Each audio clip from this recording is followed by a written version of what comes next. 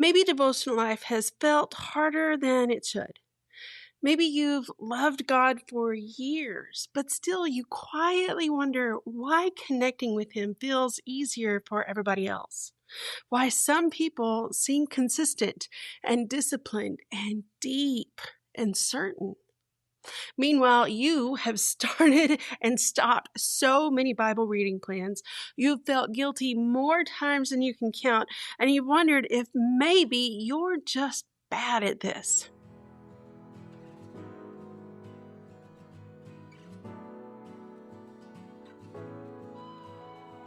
Hey there, figs, and welcome to Beneath the Fig Tree. I'm Rose, and I am so glad that you're here. Now, if devotion life has ever felt harder than it should, then you are in the right place, friend. So grab a cuppa and let's chat. So I've been thinking a lot lately about the women who are sitting on the other side of these episodes. Women who genuinely love God as much as they know how, but who actually want to feel connected to Him. Women who are so tired of feeling like they're getting it wrong and that there's something wrong with them. And honestly, I think there are far more women carrying this quiet shame around their devotional life than we even realize. And it's not because they don't care, it's not because they're lazy, and it's definitely not because they're spiritually immature. But it's because somewhere along the way, many of us inherited the idea that there's one right way to spend time with God. And if that formula doesn't work for us, then we assume the problem must be us. Oh, friend, how I know that feeling so well. Because for years, I desperately wanted a deeper relationship with God.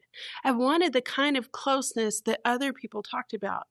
I wanted scripture to have real meaning for me, and I wanted prayer to feel normal instead of awkward and forced. But most of the time, I just felt frustrated, inconsistent, and always behind. I loved God, but I constantly felt like I was failing at devotional life. And eventually, I started realizing something. What if the issue wasn't my desire for God, but the tiny little box that I'd been handed for what relationship with Him was supposed to look like? Because relationship can't be found in formula. It's so much bigger than that. I don't believe it was ever God's heart for our devotional life to feel like constant pressure, like striving and guilt and performance. I believe it was always supposed to feel more like invitation. So over the next several weeks, we're going to talk about all of it. The guilt, the comparison, the quiet time pressure, the fear that you're somehow behind, the feeling that other people connect with God in ways that you just don't. We're going to talk about how God created you to enjoy Him in ways that are unique to you. How your different seasons can affect the way that you relate to Him. How learning to notice Him in your everyday ordinary life makes a huge difference.